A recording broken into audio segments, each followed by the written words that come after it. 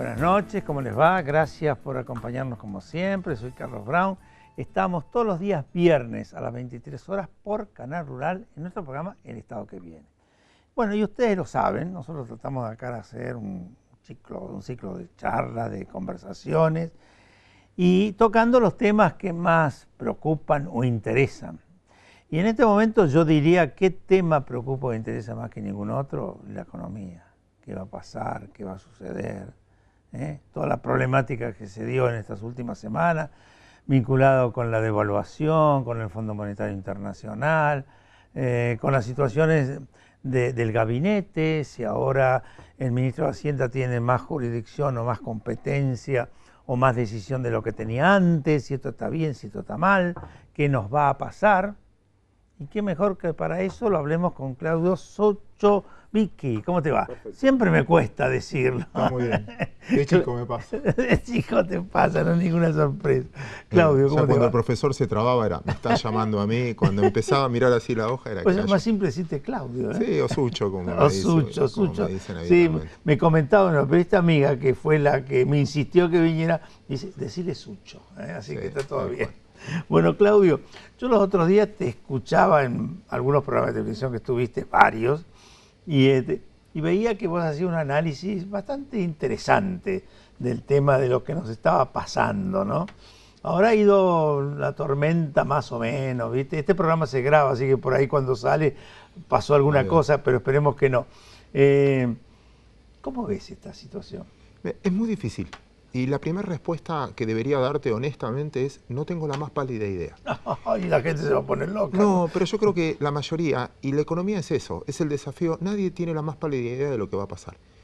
Siempre, cuando haces algo, todos discutimos sobre un futuro. El pasado es facilísimo describirlo. Si querés me das 2 horas y te describo todo lo que pasó, de quién fue la... Pero no importa. La historia. El tema es que esto es visión de futuro. Y en el futuro la incertidumbre nos gana. Pero en todos los países, no solo acá. Es un tema de incertidumbre y es un tema que vos vas a manejarlo mucho mejor que yo, porque la incertidumbre a veces es mucho más política que económica. Y en eso estamos. Cuando se pierde credibilidad, cuando la gente está incierta, la verdad es que no sabes por dónde puede agarrar. Técnicamente, te debería decir, técnicamente, no es para dramatizar tanto el momento que vive la Argentina con el drama y la incertidumbre que generó en la Argentina.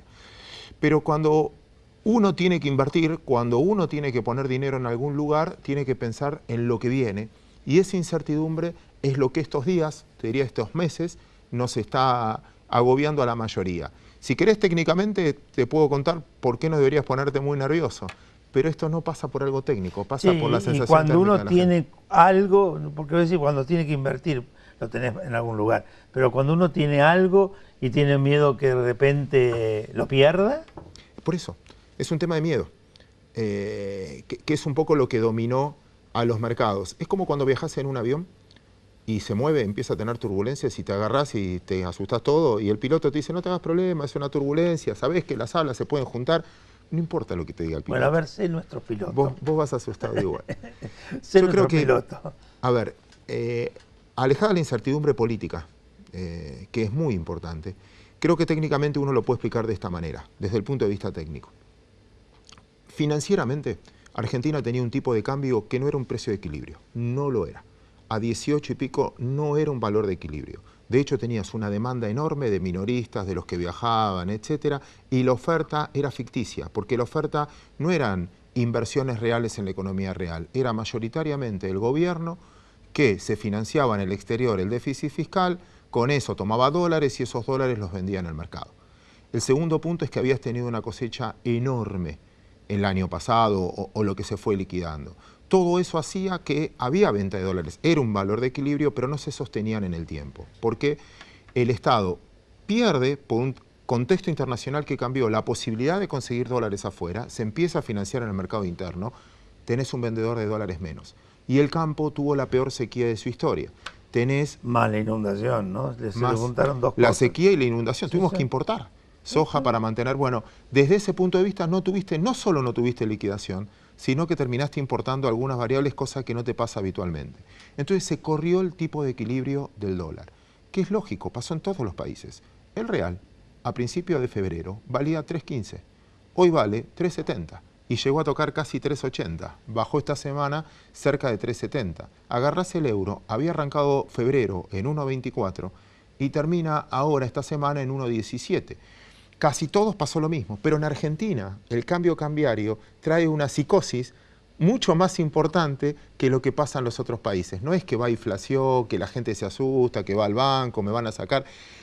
Y esto termino, perdón que fue larga la respuesta, pero a veces cuando uno habla de shock y esta discusión, hay que entender que a veces los shock nunca los resolvés, por más que duren poco tiempo.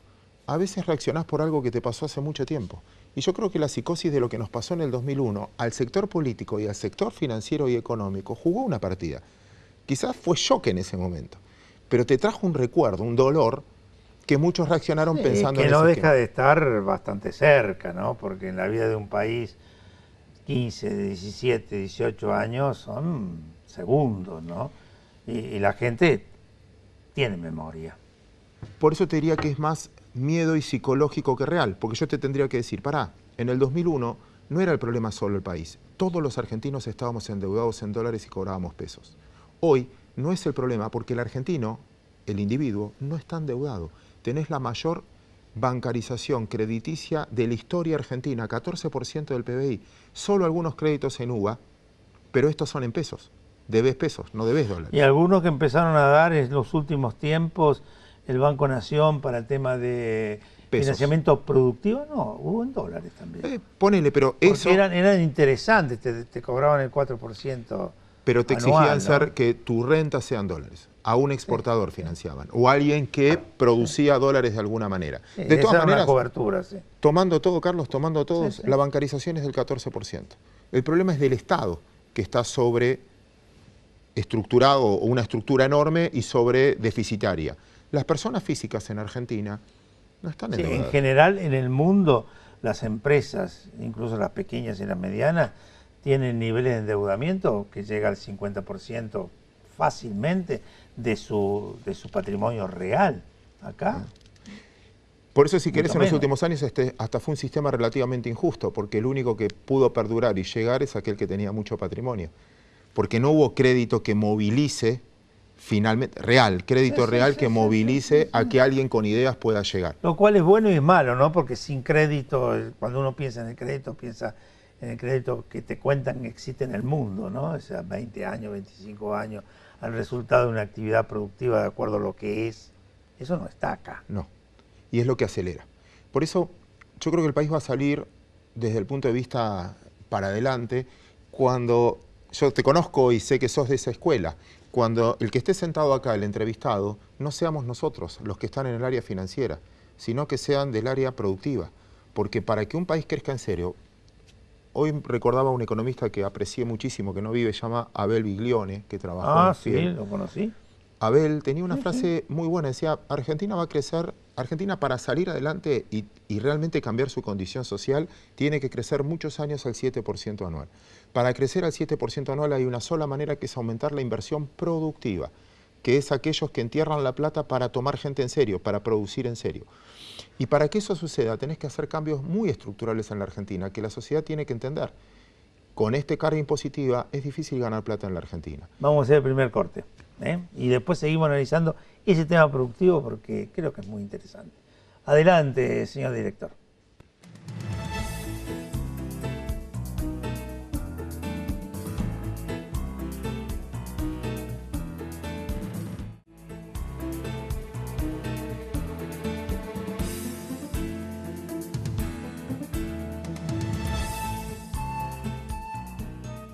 Bueno, continuamos, Claudio, ¿no? Recién vos hiciste un análisis que me pareció estupendo, ¿no?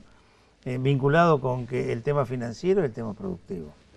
Yo siento, corregime, como que hay una demasiada preponderancia, y vos lo señalabas, ¿no? Pero exagerada preponderancia en la temática vinculada con el tema financiero. Y es como que en la estructura de política, en general, falta una conciencia productiva, ¿no? Yo los otros días escribí un articulito que va a salir en cualquier momento vinculado con eso, la titulé Conciencia Productiva. ¿Cómo se hace para que un país se le dé más importancia a la generación de empleo y la actividad económica sobre la base de la producción que a través de la cuestión financiera.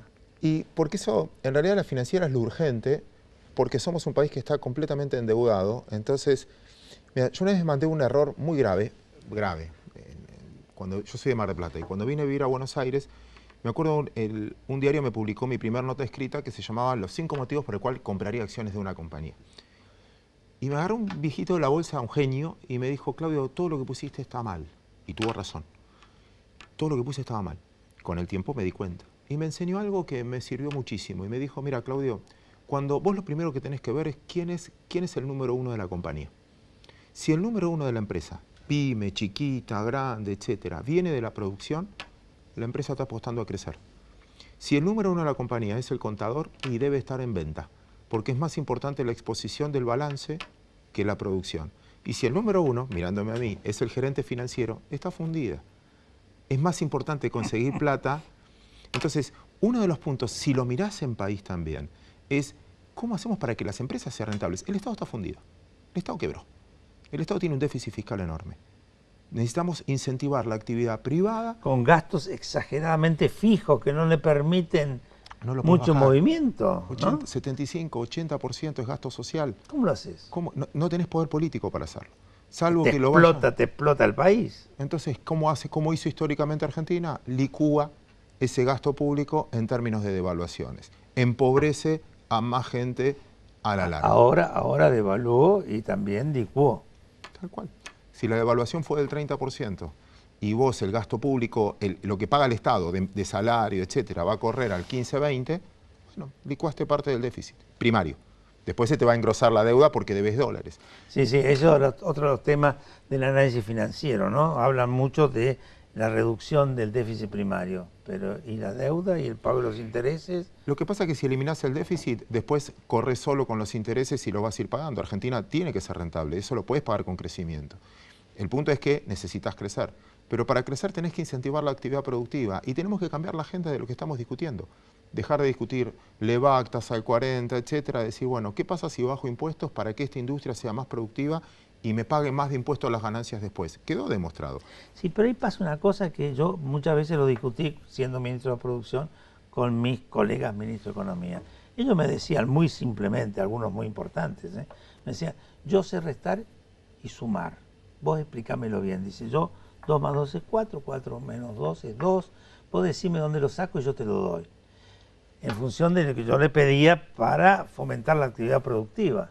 Y este es el error, porque no tenían la paciencia para esperar, o a lo mejor no lo podían, ¿no?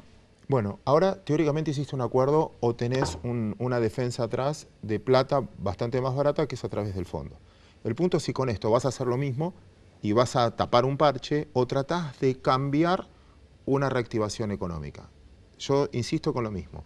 Vos tenés probado en muchos países y en la Argentina también, no es que somos raros, en la Argentina también, que un buen incentivo impositivo te genera mayor actividad económica y terminas pagando más impuestos. El ejemplo que siempre ponemos, todos repetimos lo mismo. Argentina le sacó las retenciones al trigo y al maíz. No tenemos más retenciones. ¿Cuánto exportábamos antes? 0. ¿Cuánto cobrábamos? 0. Le sacaste las retenciones. ¿Qué pasó? Aumentó 20 millones de producción. ¿Cuánto cobras? 0, porque no cobras retenciones. Pero esos 20 millones los tenés que trasladar en camión. Además, el camionero para comer en la ruta. Además, el de la ruta se tiene que proveer, entonces compra carne al frigorífico. Y así se dinamizan un montón de economías regionales. Le sacaste ingresos, los pueblos funcionan. Le sacaste ingresos brutos a la ciudad de Buenos Aires, a los que invierten en el polo tecnológico en Parque Patricios. Todos se instalaron ahí. ¿Cuánto cobran de ingresos brutos? 0. ¿Pero qué pasó con el valor de la propiedad? Se duplicó, triplicó. Entonces, ¿cuánto cobran de impuesto inmobiliario? A la larga, lo mostraron el otro día con el impuesto a la minería. Muchas veces cobran... Ese es otro tema, el impuesto a la minería. Tanto critican el tema de la eliminación de la retención. Primero que había una ley que se incumplió, con lo cual se volvió a la ley que permitió la inversión. Pero segundo, hubo un crecimiento muy importante en el pago de otro tipo de impuestos. Mira, te pongo al revés. Le pusiste un impuesto a la renta financiera y perdiste mucha guita por ese impuesto. Entonces, mirá cómo subir impuestos, terminás recaudando menos y se te corrió. Explica parte de la guita, se te fue la plata. Explica parte de la corrida, una parte, no toda, pero explica una parte. Porque un inversor nunca se fija, es como un sueldo. El interés es el sueldo del capitalista. El que produce busca la renta. Esa renta, cuando yo estoy asalariado, yo soy asalariado, yo no me fijo el sueldo bruto, yo fijo el neto de bolsillo. El bruto, a mí lo que me importa es lo que me queda en el bolsillo. El inversor lo mismo. Si una Levac rendía 27, tengo 23 de inflación, ahora me pones un impuesto sobre 27, aparte de la renta financiera. Era un impuesto aparte que pusieron, pierdo plata, no me sirve. Lo que antes entraba plata, ahora no, me la llevo. Con lo cual... No, pero aparte donde uno se la llevó, hay 2 o 3 más que empiezan a mirar. No conozco a nadie que invierta para perder plata. Perdón, pero no conozco. Y sobre todo que no, el que no es residente, no tiene por qué hacerlo. Vos podés decir, bueno, el Estado a veces puede subsidiar, pero un privado no va a invertir para perder plata. Entonces la rentabilidad es importante y la seguridad jurídica es lo segundo. Por eso me parece que Argentina, yo escucho mucho esto de que Argentina, es verdad, se fue a la B, etcétera, se fue a la B. Pero también uno puede decir del lado optimista que es todos los equipos, muchos equipos que se fueron a la B, fue un puntapié inicial para después hacer un campañón. Bueno, che, River se fue a la B y salió campeón. Por eso. O sea, agregó una copita más. Pero haber sido a la B quizás corrigió un montón de cosas. Sí, y de soberbias. Estudiantes, yo soy fanático de Estudiantes, se fue a la B y cuando volvió empezó una campaña espectacular. Argentino se fue a la B, cuando volvió fue campeón. Independiente se fue a la B, cuando volvió empezó a ganar torneos. Muchas veces entiendo que no fuimos a la B, pero también es una oportunidad para hacer las cosas. Vamos a otro corte, el último, y después vamos a analizar un poco más el futuro, ¿no? ¿Cómo lo ves? Adelante, señor director.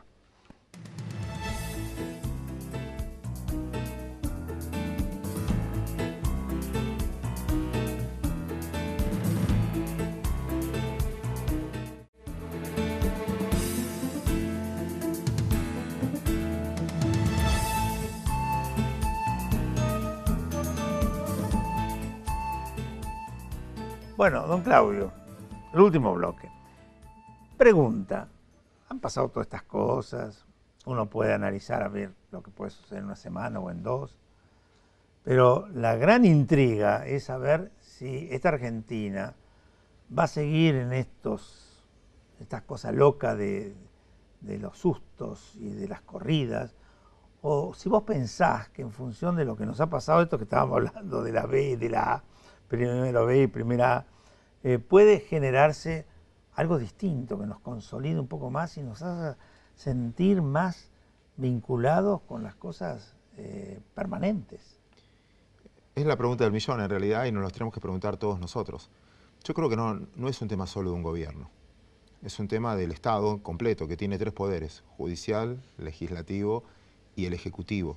Y es un tema de la sociedad también. Yo no creo que cambiando gente lo lográs. Tanta mala suerte tuvimos que todos los últimos ministros y todos los últimos gobernantes de los últimos 70 años nos tocaron justo los peores, o somos también como sociedad nos tenemos que hacer cargo de que a veces decidimos ir por atajos.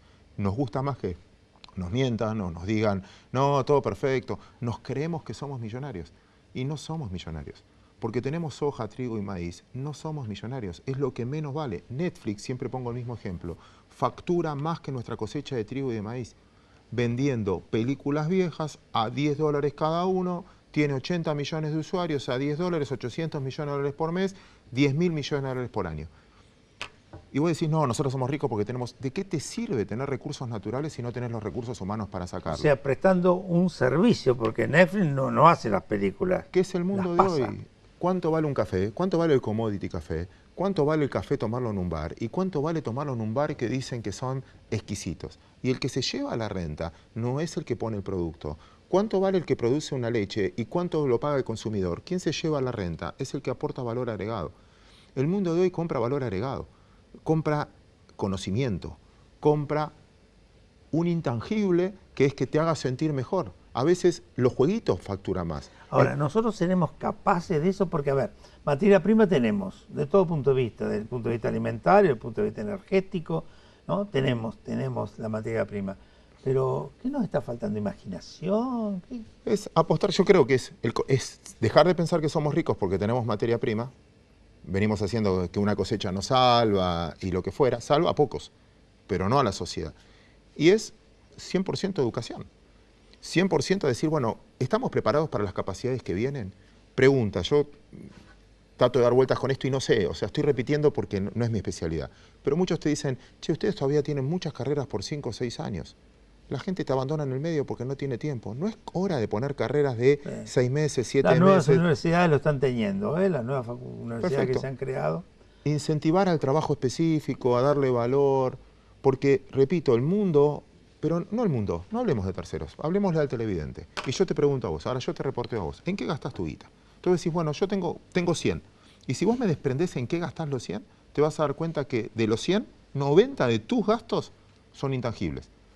Que esto para la salud, que esto para entretenimiento, gastamos mucho en entretenimiento, que esto lujo, etcétera. No es la materia prima el valor real de las cosas hoy. Entonces, primero como sociedad entender que no somos un país de la B, no es que estamos en la A. Y a veces nos creemos más.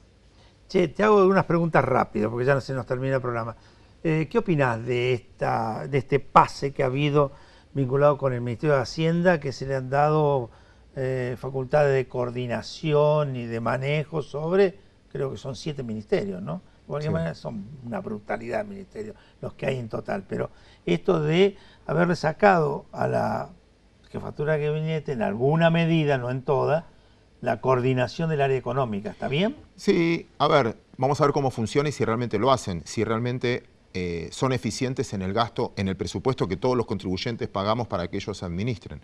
El punto es a partir de ahora si lo logran eficientizar mejor.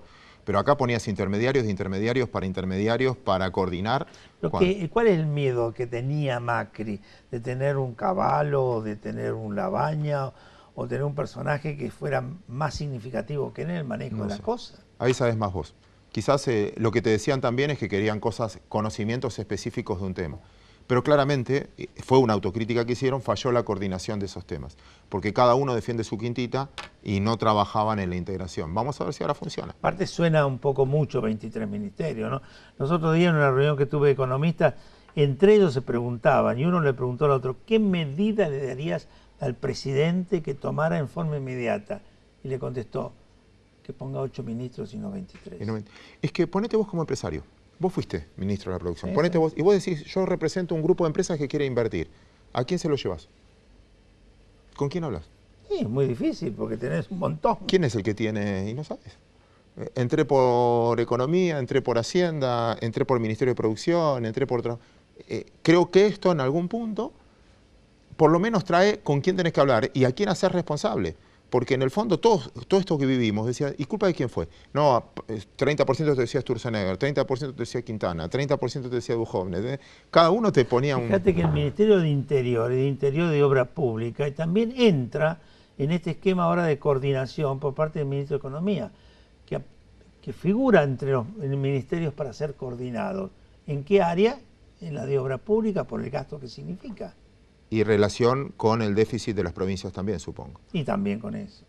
Es toda una cosa, digamos, que me parece que está bien. Hay varios que lo han, digamos, le han parecido muy bien. Lustó dijo que le había parecido muy bien. Varios dijeron que le había parecido bien. Porque necesita una mayor concentración en el tema económico. Igual, está perfecto. Vamos a suponer que tiene el visto bueno de la sociedad. Ahora hay que actuar. No alcanza solo con puestos o distribuir, o decir, yo estoy un organigrama no te resuelve una empresa. Es cómo actúas con ese organigrama. A partir de ahora, vos también tenés que tener gestos. Nosotros como sociedad, los contribuyentes, también tenemos que tener un gesto diciendo, ustedes también bajen el gasto. Y ustedes den ejemplo en algunas cosas. Y no entremos en muchos detalles porque no me quiero pelear con nadie, ¿no? Pero si vos querés que inviertan, apostá vos también a tu país. Sí. Bueno, ¿crees en lo que estás haciendo o no crees? Y el punto es, bueno, está bien, aparte de la inversión, que está bueno que todos invirtamos acá, entiendo ese punto. Segundo, también está bueno que si vos me pedís a mí que yo voy a ajustarme porque me va a alcanzar menos, te quiero ver a vos que me gobiernes con el ejemplo. Es como suspender a veces el café en una oficina, no es que me vas a ahorrar mucha plata, pero me vas a dar el gesto y me vas a predicar con el ejemplo. Salvo que el jefe siga tomando café y ahí se arma el lío. Bueno, ¿no? Es esa sensación que vivimos las últimas semanas. Claudio, muchísimas gracias. Al contrario, un placer. Un placer. A todos ustedes los esperamos el viernes que viene.